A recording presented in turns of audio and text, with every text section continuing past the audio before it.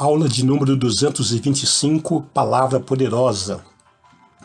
Jesus Cristo em tudo seja louvado, exaltado e enaltecido.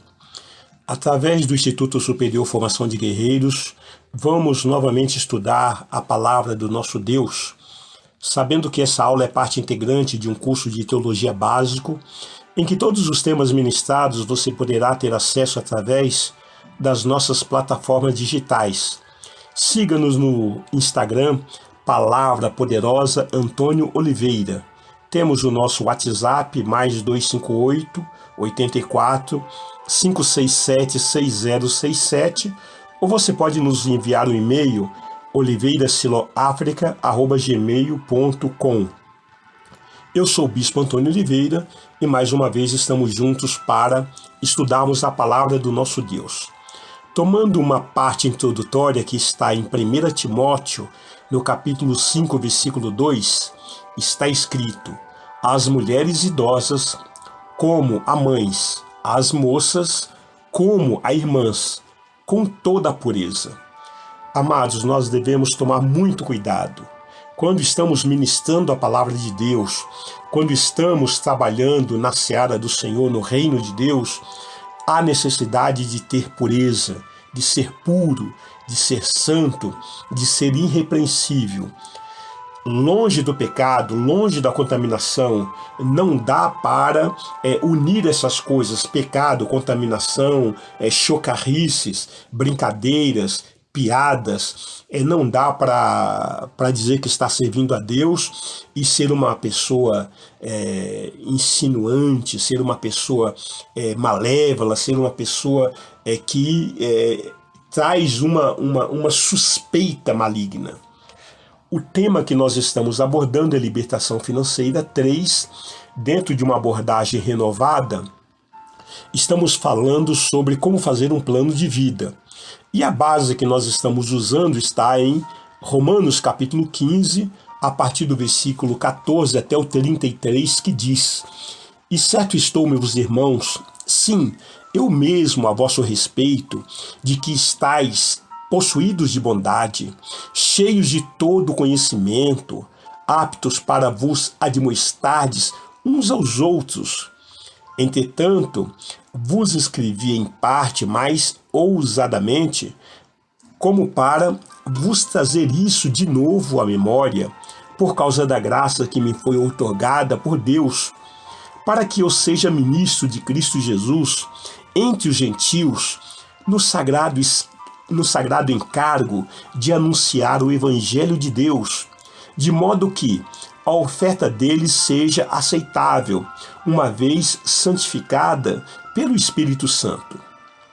Tenho, pois, motivo de gloriar-me em Cristo Jesus nas coisas concernentes a Deus, porque não ousarei discorrer sobre coisa alguma, senão sobre aquelas que Cristo fez por meu intermédio, para conduzir os gentios à obediência por palavra e por obras, por força de sinais e prodígios, pelo poder do Espírito Santo, de maneira que, desde Jerusalém e circunvizinhanças até ao Ilírico, tenho divulgado o Evangelho de Cristo, esforçando-me deste modo por pregar o Evangelho, não onde Cristo já fora anunciado, para não edificar sobre fundamento alheio.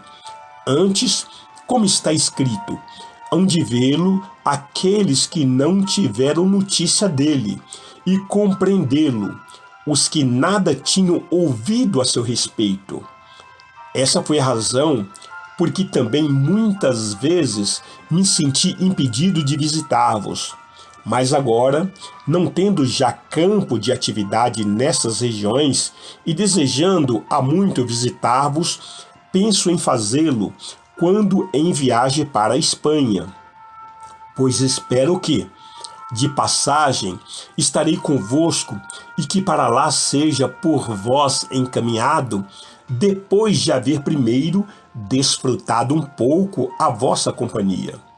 Mas agora estou de partida para Jerusalém, a serviço dos santos, porque aprouve a Macedônia e a Acaia levantar uma oferta em benefício dos pobres dentre os santos que vivem em Jerusalém. Isto lhe pareceu bem, e mesmo lhes são devedores, porque, se os gentios têm sido participantes dos valores espirituais dos judeus, devem também servi-los com bens materiais. Tendo, pois, conhecido isto e havendo-lhes consignado este fruto, passando por vós, irei à Espanha.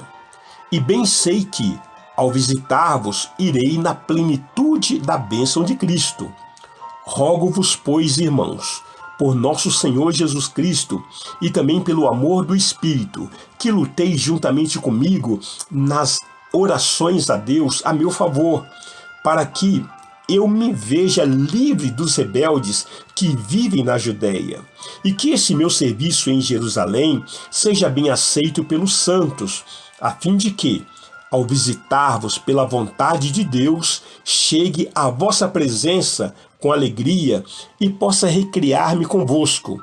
E o Deus da paz seja com todos vós. Amém. Amados, na aula anterior estávamos falando sobre a condição de estabelecer um plano de vida, né? Se isso realmente é lícito, se Deus se agrada dessas coisas, e até falávamos ali se o dentista resolver marcar com você, olha, mais ou menos a semana que vem, quem sabe por volta das 16 horas, seria uma situação muito constrangedora, muito estranha, né? Agora pense que muitos fatores podem apresentar impedimentos naquilo que nós prometemos e nós queremos até cumprir, né? Mas nós sabemos que nós não somos senhores da nossa palavra. Nós devemos fazer sim a nossa parte, devemos ser íntegro, irrepreensível, mas saber que Deus é soberano e Ele tem o poder, a autoridade para colocar os seus impedimentos. Pense, por exemplo, que pode chover, ou o carro pode quebrar, um acidente na rodovia pode nos impedir de chegar no horário, podemos encontrar, quem sabe, um trânsito complicado, ou quem sabe, falta de energia elétrica, ou qualquer outro fato urgente ou inesperado pode acontecer. Agora, imagine quando acontecer o arrebatamento da igreja. Quantos compromissos inadiáveis serão cancelados? Sim, porque Jesus Cristo, Ele é o verdadeiro Senhor da nossa agenda e dos nossos compromissos. Amados, há mistérios e fatos que nós não entendemos e que fogem assim, até da nossa compreensão e do nosso controle de decisão. Nós não temos conclusão segura porque as coisas acontecem ou deixam de acontecer e muitas vezes nós não entendemos o porquê disso.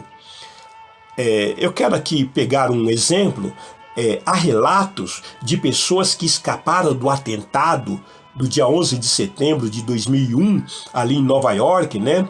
Quando o terrorismo ele atingiu as torres gêmeas ali do World Trade Center, ali no sul da ilha de Manhattan, ali nos Estados Unidos. Então, nós temos um relato, por exemplo, um homem que ele nunca tinha levado o seu filho ao colégio, mas naquele dia ele resolveu levá-lo.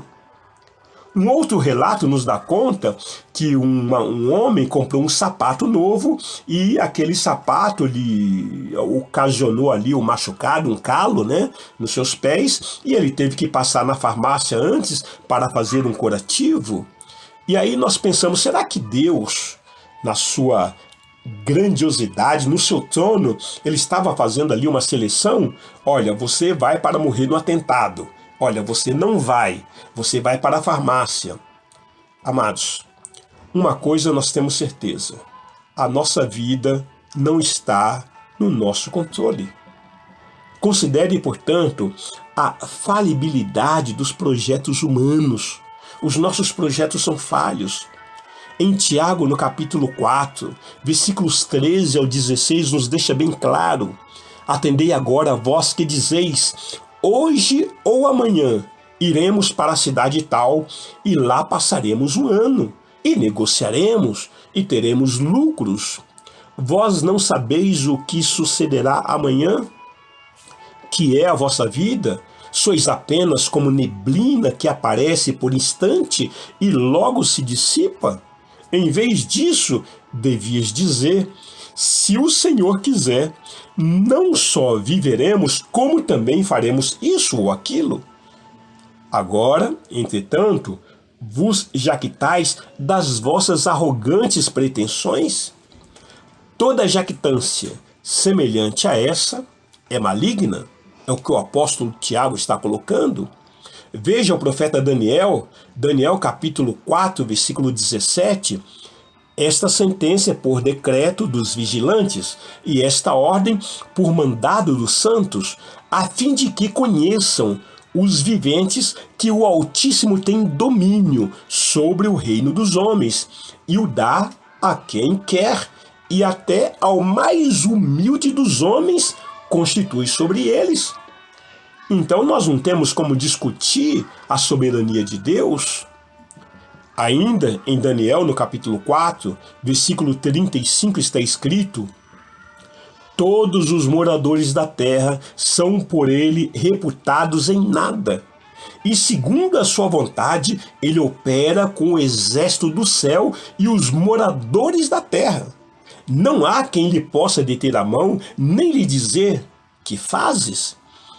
Amados, nós precisamos permanentemente reconhecer a nossa pequenez, a nossa fragilidade e saber que o Senhor nosso Deus é soberano sobre todas as coisas.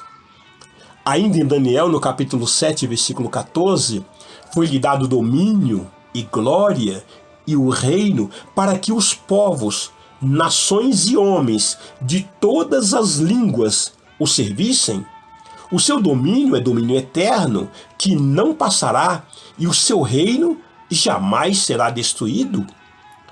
Querido, se você deseja fazer um plano de vida, escreva no cabeçalho o seguinte: a minha vida não está no meu controle. E o que acontece eu não sei dizer se é bom ou se é ruim. O tempo é a resposta. Me vem à memória aqui um episódio de que um fazendeiro, ele resolveu fazer a festa de aniversário do seu filho. E assim um dos convidados lhe trouxe de presente um cavalo puro sangue. E alguém ali disse: que bênção, que presente lindo, maravilhoso esse cavalo. Então o pai prudentemente respondeu: olha, eu não sei se é um presente bom ou se é um presente ruim, é o tempo que vai dizer. E ali, passado alguns dias, o filho saiu a cavalgar e ele caiu, né? E quebrou 2 costelas. E assim alguém disse: que coisa ruim, seu filho ter caído do cavalo, ter quebrado 2 costelas. E o pai respondeu: olha, eu não sei se isso é uma coisa boa ou se é uma coisa ruim, é o tempo que vai dizer. E naquela região, passado alguns dias, né, houve uma convocação para os jovens daquela faixa etária ir se apresentar ao exército, porque foram chamados para a guerra. E alguém ali disse: puxa, que bom que o seu filho foi dispensado da convocação, né, por causa das costelas quebradas. E o pai prontamente respondeu: olha, se é uma coisa boa ou se é uma coisa ruim, eu não sei. O tempo que vai dizer. Entenda, queridos, quando você planeja e algo dá certo ou errado, pergunte-se: o que é dar certo ou o que é dar errado? Se nós não sabemos se dar certo é errado ou se dar errado é o certo. Amados, na próxima ministração nós continuaremos a partir desse ponto, sabendo que o Senhor está falando com cada um de nós. Que o Senhor te abençoe, que te guarde, que o Espírito Santo imprima no seu caráter, no seu coração, esta dependência ao nosso Deus. Que Deus te abençoe em nome de Jesus.